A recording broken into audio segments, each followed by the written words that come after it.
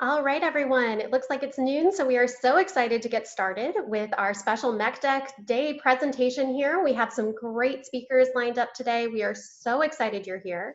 Thank you for joining us once again for our Museum from Home as we take a look at Charlotte's history here. So I'm going to turn things over to my colleague Angel, who's excited to tell you what's in store. Hello, everybody. Thank you so much for being here. I hope all of y'all watched our live stream of the declaration this morning at the museum. Thank you for bearing with me as I raced home to be a part of this. We are going to get started here today. Lauren, I need to share my screen. Thank you. Wonderful. All righty, folks. So welcome to our Lunch and Learn about the Mecklenburg Declaration of Independence with Scott Seifert and Landis Wade. We're so excited that they are here today. My name is Angel. I'm going to be sort of moderating and jumping in with questions. Please be sure to look over the tips and tricks for Zoom etiquette. As Lauren mentioned, please mute your microphones and turn off your video unless you are one of our presenters. If you have a question, which we highly encourage, please type that in the chat. If you can't see the chat in your current display, you can hover over the bottom of your screen and you'll see a little like message icon that you can click there. If you have any other questions, technical difficulties, please ask for help in the chat. You can send a direct message to Charlotte Museum user, which is Lauren, and she can help you out. The other thing is that we are offering these programs for free, but we depend on y'all for support. And right now, all of your donations are being matched by the Weatherspoon Family Foundation. We're so grateful for their contribution, and so they are going to match all donations up to $75,000 before June 30th. So please consider making a donation if you are able to. So I'm going to go ahead and introduce our guests for the day. We have Landis Wade, my favorite phrase ever, recovering Charlotte trial lawyer, award-winning author, host of the Charlotte Readers podcast, which is a show where Landis encourages local and regional authors to read and talk about their award-winning, published, and emerging works. In the first 18 months of his podcast, he released 106 episodes with more than 120 author guests. It's quite a number. They release 2 new episodes each week, and as an active participant in the North Carolina writing community, his goal is to use the medium of podcasting to build a community of readers and writers where authors give voice to the written word. You can find out more about Landis and the podcast, and you can subscribe at charlottereaderspodcast.com. I highly recommend it. It's great. Our next guest is Scott Seifert, who hopefully you all are pretty familiar with. He is the author of the first Declaration of Independence, the disputed history of the Mecklenburg Declaration of May 20th, 1775. And he's a co-founder of the May 20th Society, whose goal is to continue the commemoration of the MECDEC and to celebrate Charlotte's revolutionary spirit. The Society has brought national historians to Charlotte, completed the Charlotte Liberty Walk, which I hope you get a chance to do this week when it stops raining, and erected the statue of Captain James Jack on the Little Sugar Creek Greenway. His first book is the First Declaration of Independence, as I said, and his latest book is Eminent Charlatans. He is a lawyer at Moore & Van Allen to pay the bills, where he practices business and corporate law with a focus on international business. So thank you guys for being here. I'm going to stop my screen share and get you started. So feel free to jump in. Thanks, Landis. Okay, thank you. I'm so happy to be here at with the Charlotte Museum of History and the May 20th Society for this special live stream event. Although for some reason I can't see Scott at the moment. I can see you, Angel. So we can fix that screen. There you I'm go. here. Okay, you're there. Okay, as long as you're there, that's good. That's good. Yeah. Matt, there you are. Now I see you. Okay, so I'm going to be here with Scott today. We're going to be talking about the first American Declaration of Independence and what some think is a dispute. I don't particularly think so. Scott doesn't either. We'll get into that today. But imagine you're in the midst of turbulent times, and I'm not talking about the pandemic for a minute. There's revolution in the air. The leading citizens of this county are meeting to talk about taking a stand against the mother country. We're going to find out today more about that story, what happened on May 20th of 1775, when John McNair Alexander of Mecklenburg County, having ridden his horse along a narrow path to that small little village of Charlotte, met up with other like-minded men at a small courthouse that's an area that we now think of as the Square in Charlotte. If you'd like to check out a more in-depth episode that we did, it was put up on the podcast yesterday. Scott and I just couldn't stop talking about it. We talked for an hour and 20 minutes about lots of different things. We're not doing that today. We're going to hit some of the high points and let you have some questions as well. But that's available to listen to as well. So, Scott, welcome to the live stream. Thank you. Good to be here. Happy McDeck Day to everyone. Yeah, a little huzzah there. How about that? So, right. four topics today we're going to get into. Before we get into the thorny question of whether the Mecklenburg Declaration of Independence was a real document, that it actually happened, let's talk about the story itself. Scott, tell us who met together on May 20th of 1775 and why they were getting together. So on May 19th, 1775, so 245 years ago yesterday, you had 26 local militia leaders of the community who were largely Scots-Irish Presbyterian folks, and they were meeting in the log courthouse in the center of what is now Charlotte, in the center of Trade and Tryon Street.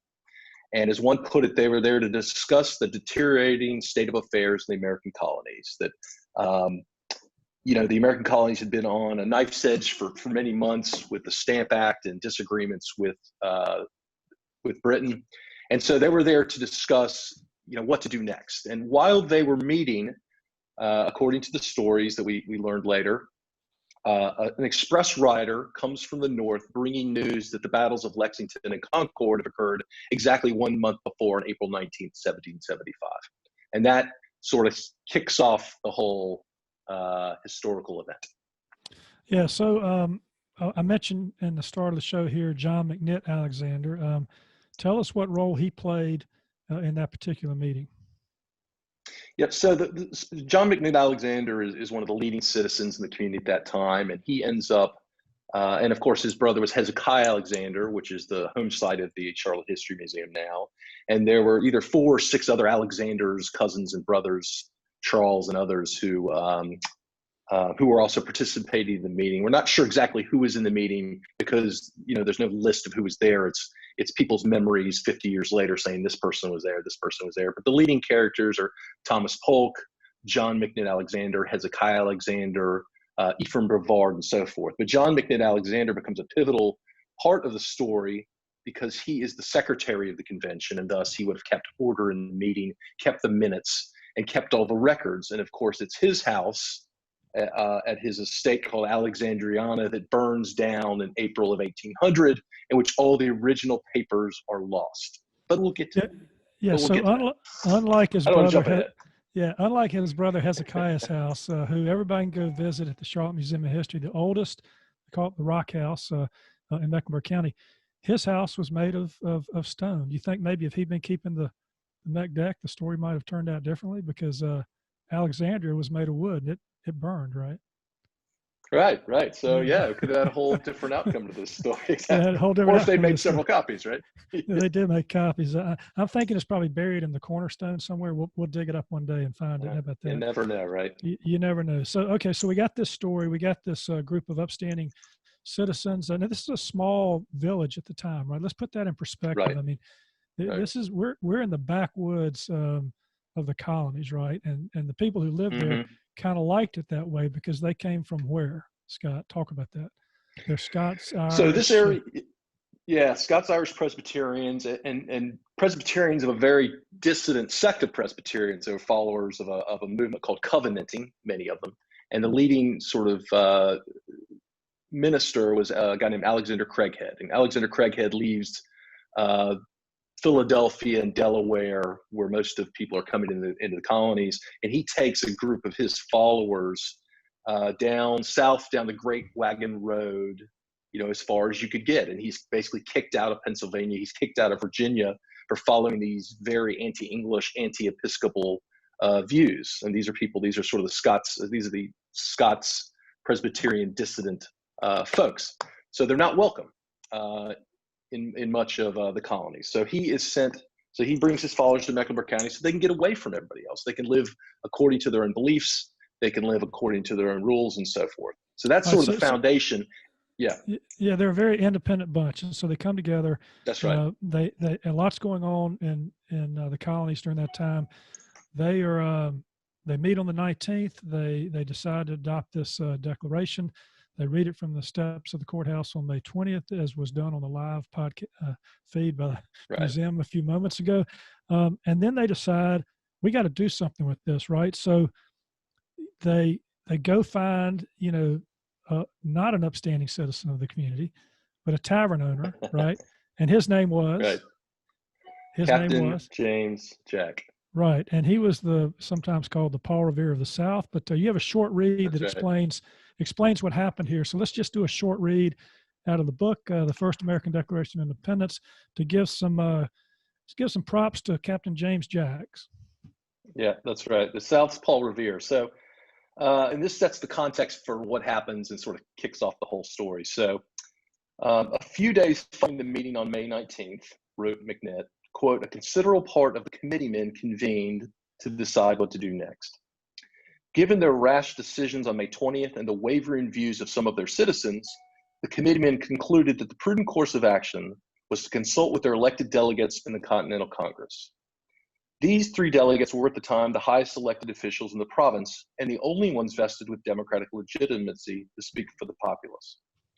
But getting their guidance was not going to be easy. Philadelphia was over 550 miles away, and time was of the essence. After discussing what to do, the committeemen decided to designate a courier, quote, to go express to Congress, then in Philadelphia, with a copy of all said resolutions and laws, etc., and a letter to our 3 members there, Richard Caswell, William Hooper, and Joseph Hughes, in order to get Congress to sanction or approve them, close quote. To do that, they needed a messenger, someone who was discreet, tenacious, and above all, dedicated to the patriot cause. In volunteering to carry the resolutions of the Mecklenburg Convention, he would be carrying his own death warrant if he were to be caught by the British authorities. And not only his own death warrant, but a death warrant for all of those other men whose names were listed on the resolutions. Their lives would be in his hands. The committee selected a 45-year-old tavern owner named James Jack. Jack was later and popularly known as Captain Jack due to his rank in the county militia. Okay, so the trip is some 550 miles. It takes him, I think you told me on the podcast, maybe 3 to 4 weeks. You don't have exact records. He went up through areas that we know, Bethabara, Winston-Salem area, which becomes important later. And then when he gets to Philadelphia, of course, the ultimate question is, what did he have in his saddlebag? What did he have in his saddlebags? And we'll talk about that in just a moment too. But here's a question. When he got to Philadelphia and he meets with the 3 representatives from North Carolina, tell us what happened. Right. Well, we don't know what happened, but we can speculate based on various records and recollections and guesswork about what happened. What has probably happened is this. So remember, this is July, let's say, of 1775. So just several months earlier, you have the battles of Lexington and Concord, and the American colonies are on the verge of settling in civil war. And at this point, the elected representatives in most of the American colonies are thinking we need to take a step back. Things are getting out of control. And Congress at this point is discussing what becomes known as the Olive Branch Petition. And this is led by Jefferson and Adams and all the people we sort of associate as patriots and leaders of independence now. But at the time, they are effecting a series of resolutions to try to effect reconciliation with Great Britain, not independence. In fact, they disclaim independence. We don't want independence. It's not what we want. But we have legitimate grievances that you need to address, Prime Minister and so forth. So think about this. When Jack arrives in the summer of 1775 from the backwoods of North Carolina, from a community that no one knows very well, that is very thinly populated. It's not an important center like Philadelphia or Charleston or New York. And he would arrive bringing this message of, we want independence from Great Britain, which again was not being discussed at all anywhere in the colonies at that point. This would have been a very poorly timed message to bring, right? In the middle of the Olive Branch petitions discussions. And he would have been very poorly received. And of course, that's probably what happened. They said, according to the records of the time, John McNair and others, they say he was heard by the delegates and they said, basically, thanks, but no thanks.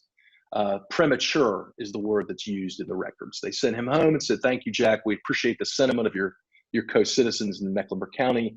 However, it is premature for these sort of discussions. And they probably buried the story. They probably destroyed the papers. That's the most likely outcome of what occurred. Yeah, so we're going to be talking about something called the Mecklenburg Resolves here shortly when we get into the case for and against the McDeck. And so there's a question about whether or not he had the McDeck in his saddlebags, he had the Mecklenburg Resolves in his saddlebags, or whether he had both of them in his saddlebags. But be that as it may, whatever he had in his saddlebags, it was coming from an upstart, backwoods bunch of men who are trying to stir up revolution at a time that maybe many in the Continental Congress weren't ready to pursue. So the interesting thing to me was they didn't record it in their records, right? None of those three men had any record of him ever showing up at all, right? Even though there are records of him passing through Bethabara during that particular time. So is that part of the conspiracy here? They're not going to tell us, or not going to write it down, or somebody be quiet about this. Let's don't let this out. Let's don't share this with anybody. Well, imagine after the American Revolution is fought and won, and you would discover that in fact your constituents had been pushing for full independence a year earlier, and you were one of the ones who covered it up or suppressed it or was not willing to facilitate it. That would not be a very good look, right? That's and it's worth bearing in mind who these people were. So you have Caswell, Hooper, and Hughes. These are all at the time, very conservative, pro-Tory, pro-British, delegates, as many of them were. That's not an insult to them. But as Thomas Jefferson writes, 30 years later to Adams, he says, "You remember as well as I, there was no greater Tory in Congress than Hooper. No greater Tory." So imagine Hooper getting this news, the summer of 1775. Would he have been receptive to it? Of course not. Okay, this adds to the fun here. All right, so we're going to do a couple of quick things before we get into the for and after. The first is, before we make the case for against the McDeck, a little brief detour about you writing the book. Andrew Roberts, author of Storm of War and Master Commander, calls your book one of the finest pieces of historical detective work he's ever read, engaging, scholarly, and wholly convincing. And we know Ken Burns, the documentary filmmaker. He says that you rescued and brought vividly to life a little-known story of our revolutionary past and the urgent need for our ancestors for freedom. And I love the fact that your detective work, you're an amateur detective, you're a lawyer, for goodness sake. And, you go off and you do this research, but the story starts in a pub, right? In an Irish pub. Right. Tell us quickly about that. So the story for me kicks off. I'm a Charlotte native. I'd spent my whole life here. I went to the CMS program, South Meck High School and all that. So I'd probably heard this local history at some point in my life. I got to think I did, but I had no memory of it. So a friend of mine, let's say 20 years ago, named Charles Jonas, we're sitting in Revere's pub in uptown Charlotte, and he tells me the story of the Mecklenburg Declaration, how it was the first county to succeed and declare independence from Great Britain, the Captain Jack story we just talked about. And I thought, you're making all this stuff. I've never heard of this. There's, no one I know has ever talked about it. I sort of responded like Thomas Jefferson did Adams in 1829. So I thought it was all, you got to be kidding me. But be that as it may, he said, no, it's true. So we said, let's start a sort of young professionals group and bring the celebration back and have a party and kind of see where this goes. So that's what we did. And we recruited some of our peers who were, in the real estate business or bankers or doctors or what have you. None of us were historians. None of us really knew much about the story. It was just kind of a cool civic thing to do. And we had an event at Revere's, May 20th, 17 years ago-ish. And we had a great turnout. And we thought, this is kind of fun, so let's do something with this. And so as that group called the May 20th Society sort of grew and developed, I became the regimental historian of the group. So if we were doing a podcast, which you weren't 15 years ago, but we'd write content for the website or what have you. And, as a lawyer, I just thought it was a cool story. And like a lot of people over the last 200 years, I said, I got to prove this is true. And I figured somebody else hadn't done a good enough job. So I would look at all the evidence, and, it's so much easier to find this evidence now online or what have you. You can find this remotely versus even 50 years ago, you'd have to go to some obscure library and see what they had. So I just delved into the evidence, and I quickly learned it was a very complicated story, and it didn't lend itself to clear proof or disproof. But what did surprise me, and I think this was the focus of our group, was when we started this, people in Charlotte would say, "Well, this is a hoax. Everyone knows this is, there's nothing to this." And what we quickly discovered was there's a lot to this. There's no definitive proof for it. Well, there is some proof you could say, but there's also no disproof of it either. But so we wanted to swing the pendulum away from no one should even talk about this in polite society to there's a lot of evidence pro and con, and you make your own mind up. And that was really the genesis of this book. I was going to treat this like a lawyer and say, here's all the proof for, con, and you're all adults. Yeah. You decide. Yeah. So you do actually disclose, you make a disclaimer up front. You're a little biased. You have this idea that you want it to be true. You want it to believe in it, but you actually, in your book, you do a good job of providing some balanced discussion on the for and against, which we're going to get into in a little bit. A few fun facts about the MECDEC before we do that. A lot of people don't realize what date appears on our state flag. What is that date?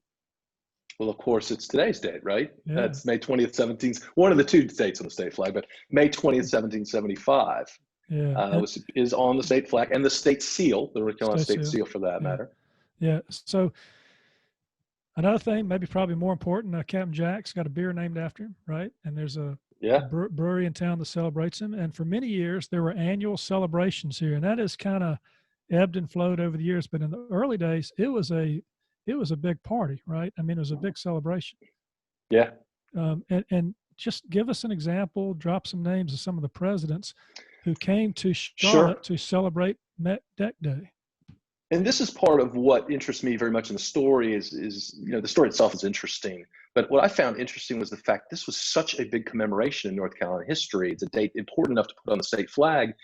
Even in our Mecklenburg County, the focus of all this, very few people even had heard about it. And so part of this was, how does something that's such a big deal just disappear in the course of a couple generations as this had? And so my thought was, could you in 50 years, people would not know what the 4th of July is, for example? Maybe they could. So part of this, what I found interesting was how the collective memory of the community could just kind of drop this for whatever, not even for nefarious reasons, but just because of a lot of reasons. But so, as you said, this was the biggest thing in North Carolina, not just in Mecklenburg County, but in North Carolina, so much so they put it on the state flag, on the North Carolina state seal. You had 4 sitting American presidents come to Mecklenburg County to celebrate MECDEC Day. You had Woodrow Wilson in 1916. You have Taft in 1905. Most recently, Gerald Ford in 1975. And in fact, small but kind of quirky but cool story is, when Ford came in 1975, the city of Charlotte gave out as gifts these whiskey decanters, limestone whiskey decanters, with Captain Jack in front of the courthouse. And they float around on eBay. You can still pick them up somewhere. In fact, I might grab one and show it to the crowd here. So I thought that was really interesting. And so much part of what is Charlotte, Independence Square, Freedom Park, and so forth, ties back Brevard Street, Alexander Street, Caldwell, so-and-so, ties back to this period. And so few people, including me, knew anything about it at all. So that was part of the fun of this, was people lighting up and saying, wow, I didn't know this about my own city, right? That's 260-something years old. Yeah, not only that, when the May 20th Society got started, you had speakers, you had David McCullough, Ken Burns, Cokie Roberts, and others. And when they came through here, as you told the story to me, they were believers. I mean, they were talking about this thing as if it absolutely, in their heart of hearts, believed it happened. But that leads us to the controversy, and we'll briefly touch on that before we get into the case for and against.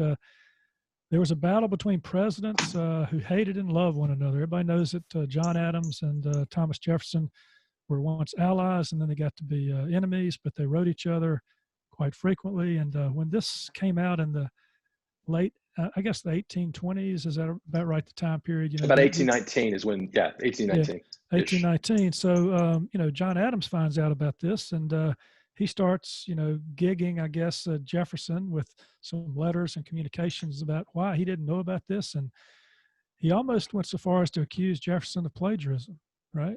Yeah. Well, he did go so far as to accuse Jefferson. He didn't almost. He did. Yeah. He absolutely did. Yeah. And so the reason. Which he never recanted, by the way. Which he never recanted. Okay. But they did die on the same day. So they got that going for them. So we got to, if we focus on the language, of the Mecklenburg Declaration of Independence and the Declaration of Independence in 1776. There's some words that appear in both that kind of create to this controversy. Right. Our lives, fortunes, and our most sacred honor, absolved, inalienable rights, are and of right ought to be. And yet there is, one set of words or one phrase that appears, which is sort of the heart of the dispute, right? Free and independent. Right. Free and independent. Right. Okay. So we're going to talk about that. Now, we're not going to have time today to talk about what I think is a really fun part of the conspiracy here, maybe what you called on the podcast sort of the original governmental conspiracy that involved is dispatch number 34. But if people want to find out more about dispatch number 34, they can tune into the podcast and get that whole thing. So, so I think we're kind of leading now to the time for questions from the audience. But to set that up, we got some questions before we started about the cases for and against the legitimacy of the MECDEC. And I think it would probably be good, Scott, to start with the fact that there is no physical evidence. And you mentioned that earlier about how because there is no physical evidence one way or the other, we can't prove it. We can't necessarily disprove it. But let's talk about the case for the MECDEC for just a moment, and then we'll talk about the case against. Well, it's even more complicated than that. There is actually physical evidence, but what weight one gives the physical evidence is it's you varies, got notes in an unknown hand and things of that nature. Just briefly, we don't have to get into all of it, but the case for and against is real. So the case for is, the case for is the government establishes a commission about 1829 and says, go find all the witnesses, go find all the papers you can find, and let's do a report, sort of the Mueller report of its time, and prove or disprove this whole thing. And so they do. And so they find, several dozen eyewitnesses who say, I was there, including Captain Jack, by the way. Captain Jack, they find him in retirement in northern Georgia at the Jack Plantation. He writes a testimony saying I was there. Was he drunk somewhere? Was he hanging out at a tavern? That's right. He might have been. It was a very brief affidavit. But you've got affidavits from these witnesses. So this is the principal evidence for this story is you've got these very credible eyewitnesses. They are Revolutionary War veterans and ministers and so forth saying, this happened, we were there. And all their accounts are very similar. I would say 95% similar. There are some discrepancies, like someone may say Landis Wade was there and somebody else doesn't remember Landis, or my cousin was there and so forth. But on the whole, as a lawyer, you would agree, it's very credible and it's very consistent, especially that it's given 50 years later. So this is the bulk of the Fore case. And then you've got a lot of local legends that float around. The guy named Independence Ben, who was born on May 20th, 1787, and stuff like that. But all of that's kind of, who cares to me? I mean, it's interesting, but that doesn't really prove it. To me, it's a question of whether you believe the witnesses or not. Now, if you don't believe the story, it's very simple. Your argument is you don't have the papers, right? One, you don't have the papers, and until you have the papers, I'm not going to believe it. And two, all of your witnesses, while very good and believable, are giving this account 50 years later, and thus how much credibility can we give them? Even assuming they're not lying, assuming they're of high probity, it's still 50 years later, and I don't remember what I had for breakfast. How would I possibly remember the text of something that was written 50 years ago? That's the argument against, and that's sort of where everything stands to this day. Yeah, so let's just go back and just touch on that a second, because in this day and time, lawyers rely upon witness testimony. Juries, decide cases based upon witness testimony. So the fact that we would just throw this whole thing out because all we have is witnesses, I think is something we need to stop and think about, because some of these witnesses, I mean, William Polk, the son of Colonel Thomas Polk, he was a distinguished veteran of the Revolutionary War, had a national reputation, fought in a number of battles. And he, they talk about how he heard it being read from the courthouse steps. And if you're not going to believe a man of this upstanding character, then who the hell are you going to believe, right? So you've got these kind of witnesses that are coming into play. So I think I asked you this on the podcast, if you had these 14 witnesses and you were holding a trial at that time, you probably feel pretty good about your chances of success, right? Yeah, that's right. That's right. And in fact, after that commission in 1830, that's exactly what happened, because they got those reports, because they got that solid evidence, even though it was oral, it was recent, still recent at the time, and there were people that were there. It kind of settled down a little bit, because they said, okay, well, whatever. And then there was a discovery. A document gets discovered, and that document was called, you take it, Scott. The Mecklenburg Resolves. Right. And now we're Right. going to talk about, okay, so that document comes into play. And for the against side of the case, it does what? So the Mecklenburg Resolves, and I know you want to get to questions, so I'll briefly touch on this, but the Mecklenburg Resolves have the effect of confusing everybody. And for this reason, as you say, you've got the witnesses, you've got this body of evidence that exists, and then someone, a guy named Peter Force, researching in Charleston, South Carolina, finds in a Charleston paper these resolutions from Mecklenburg County, from Charlotte Town, that are dated May 31st, not May 20th, May 31st. And they're very lengthy and long, and they don't look or feel or sound like what the MECDEC is supposed to look like. And so everybody says, well, what are these? And the basic spirit of them is, now that we are free and independent and no longer under British rule, we're in charge of, we're gonna have court every other Tuesday, Landis, you go buy gunpowder, you can't spit in the streets and so forth. And so we're like, well, what is this? So the Mecklenburg Resolves, different from the Mecklenburg Declaration. First, the skeptics say, well, this is true. This is absolutely equivocally true. These exist. You can see them today in the library in King Street. I went and saw them 6 weeks ago, which is kind of cool, in this June 1775 newspaper. But shortly, what they have the effect of for the skeptics is saying, this is all that happened, right? So all these witnesses 50 years ago are misremembering these resolutions, which are interesting, with a conflated imaginary Declaration of Independence, in quotes, and you're confused. And so that's their argument. The pro-MECDEC people will say, no. These aren't the same dates, and they don't look or sound the same because they're not the same thing. So on May 20th, there's a Declaration of Independence read from the courthouse steps, and this is them 11 days later setting up a new government and establishing bylaws to regulate the conduct of the community. This is circumstantial evidence of the whole story. It's not the MECDEC. It's part of a bigger story, and that's exactly where the battle lines lie to this day. And with that, before we go to questions, I'm going to show you the 1975 City Whiskey decanter. How cool is that? That's great. Like I said, Right? I don't know whether I'm supposed to jump in or not, but I see a couple of questions that have popped up on the chat here, and Scott, I'm going to get these on eBay, by the way. I'm gonna throw a couple of these questions to you that I see up here. Cindy asked, what about the record of the Moravians? Wasn't there a record of James Jack stopping among them on his ride? And that's a matter we did talk about on the podcast, but let's answer that question, Scott. Cindy's on it. She's an expert on this whole topic. And I see Marty has that decanter. Yeah, so we didn't have time to get in all the minutia and the pro arguments, but yeah, there's some very good records of the Moravians that were discovered in the earliest 20th century, written in German, that basically validate the ride of Captain Jack and validate the free and independent story, right? They say, we are recording for posterity that in June, July, or August of this year, Mecklenburg County declared itself free and independent, and so forth and so on. Now, the reason that's interesting is free and independent are words used in every witness's account of the MECDEC, but do not occur in the Mecklenburg Resolves.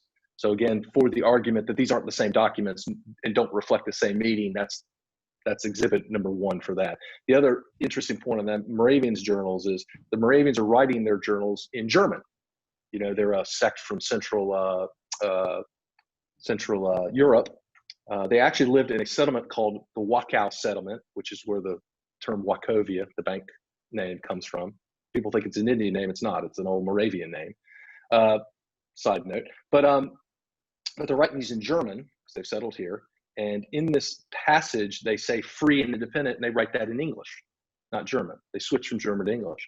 Well, why would one do that unless one is writing the most literal account of what they're trying to record or what they're hearing in the community? Also very interesting.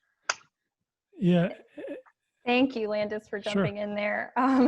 We're having a little bit of technical difficulties, but that's okay.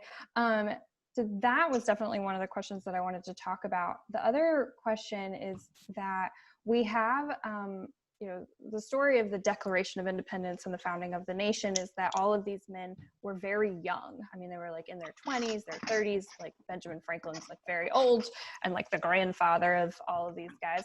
How old were the guys here in Charlotte who are doing this? Are they also sort of these young upstarts, or are they a little bit more learned and wizened?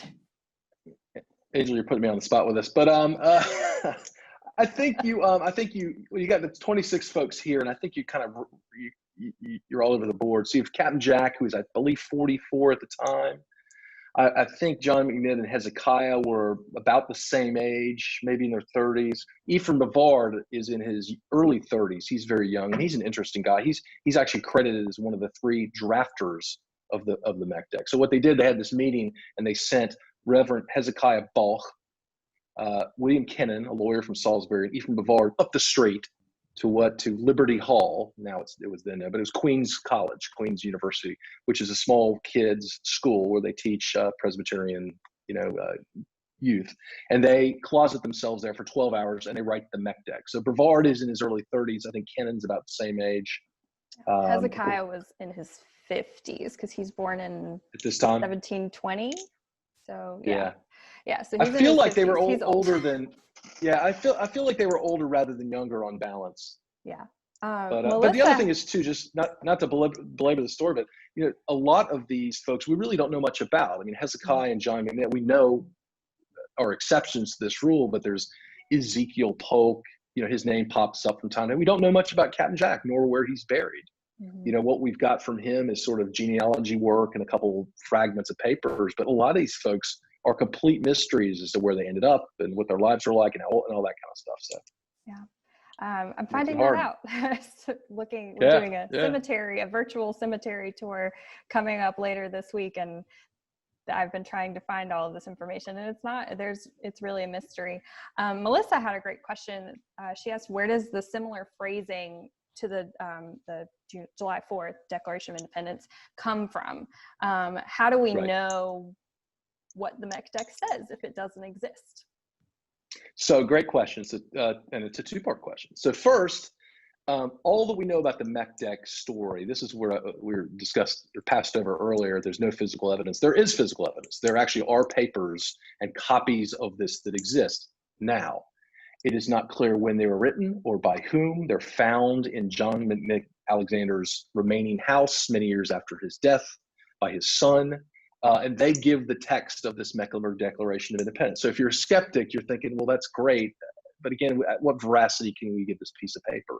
But that's where the text of this comes from these. It's called a copy in a hand unknown, because no one knows who wrote it.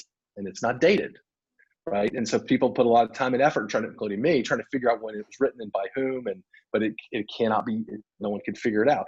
So that's where we get the text of this. What was the other part of the question, Angel? Remind me. The similarity in language. Yeah, so that becomes a bit of a red herring in the story because, the North Carolinians say, well, Jefferson obviously saw this and stole it, right? And the counter argument is, they wrote this 30 years after the fact and they stole it from Jefferson's National Declaration of Independence.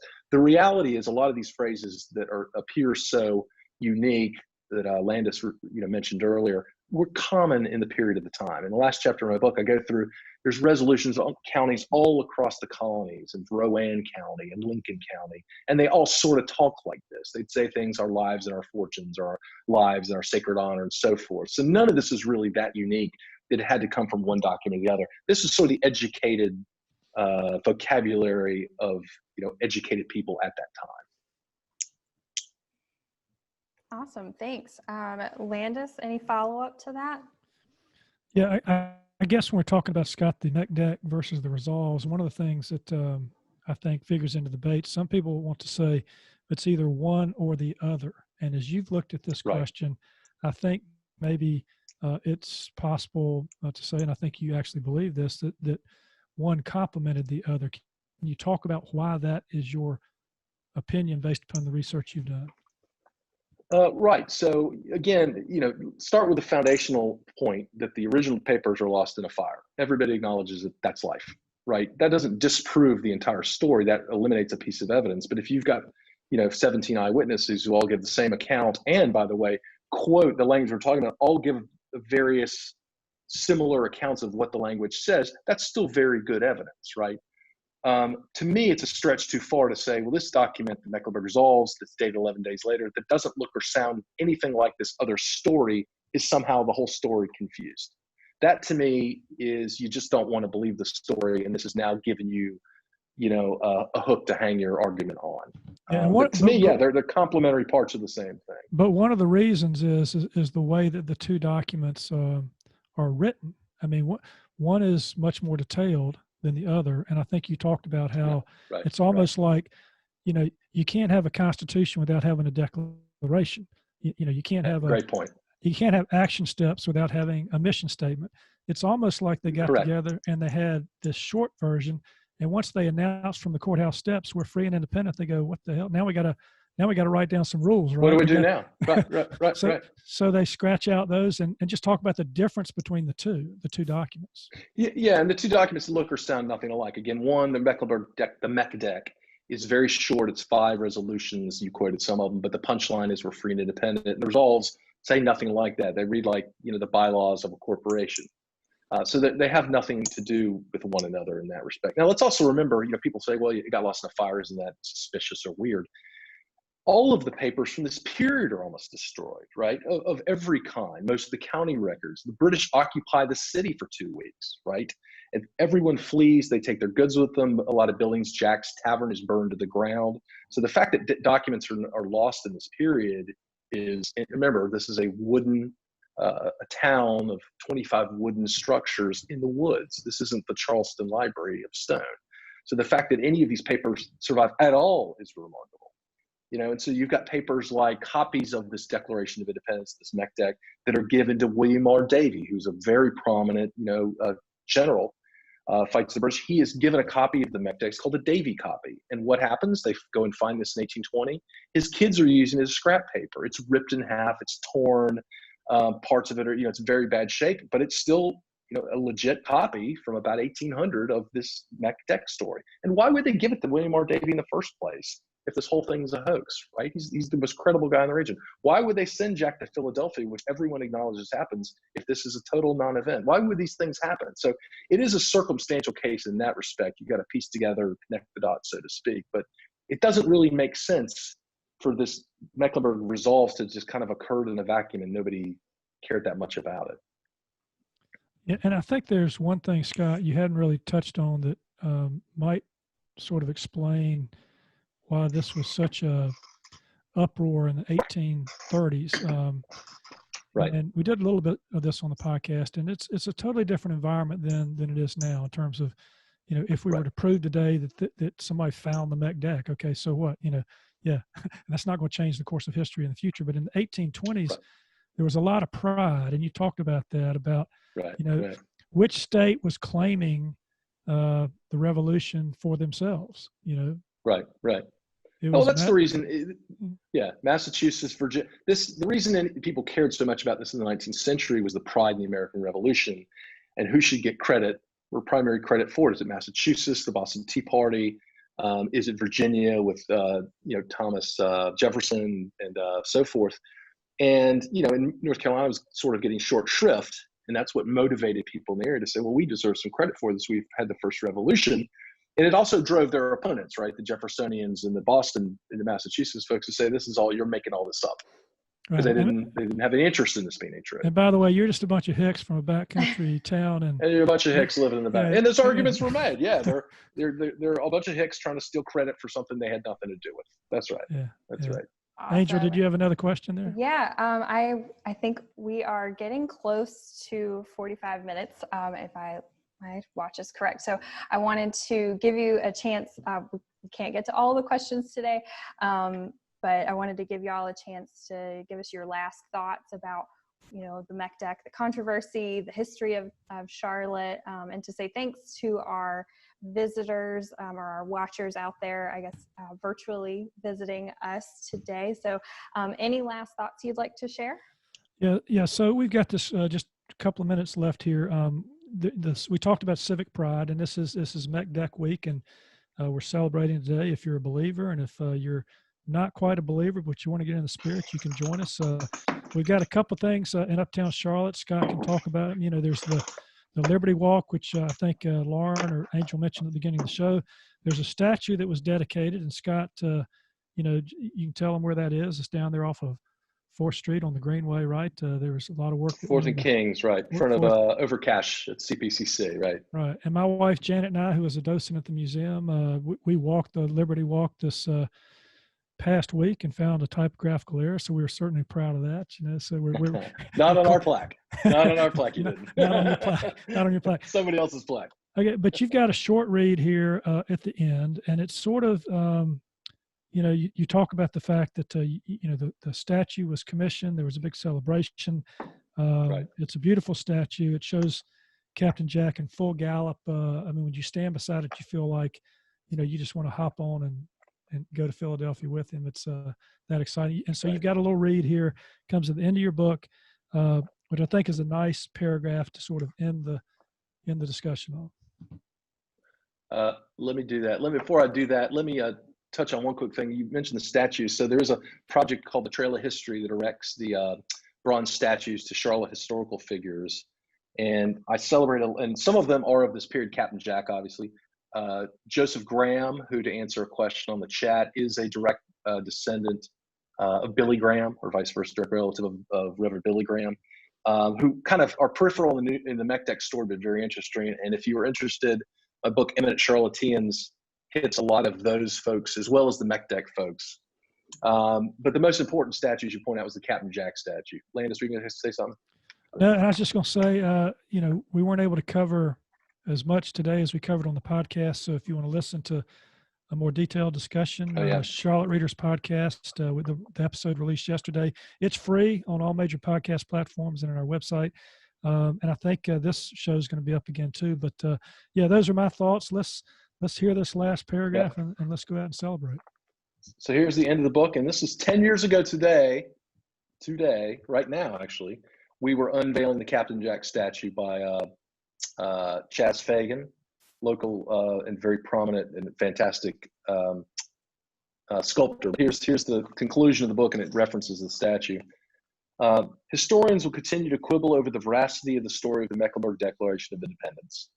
But on that hot day in Charlotte, the people of Mecklenburg cast their verdict in 3,000 pounds of sandy gray bronze. 235 years after the fact, and despite generations of doubters and skeptics, the spirit of Mecklenburg, the spirit of freedom and independence personified by John McNair Alexander, Thomas Polk, James Jack, and others, continues to burn brightly, whatever the documents may or may not say. Boom. There you go. Huzzah. Can we hear some huzzahs out there? Huzzah, that's right. Let me unmute myself. Okay. Thank you both so much for being here. Here's our good friend Janet. When you guys took your walk at the Trail of History today, hopefully if it stops raining, everybody else will get a chance to do that. Please continue staying with the museum all week. We've got a lot of fun things coming up. We'll be revealing a very cool Captain Jack related artifact tomorrow on our Facebook page that was donated by the Lyerly family. So stay tuned for that. It should go live at about 1 or 2 o'clock. Oh, wow. It was very exciting to hold it. It was really cool. So stay tuned for that. And then if I can get this to switch, there we go. We've got May 20th. I saw Kendall's going to be on CLT After Dark tomorrow night. That's right. Well.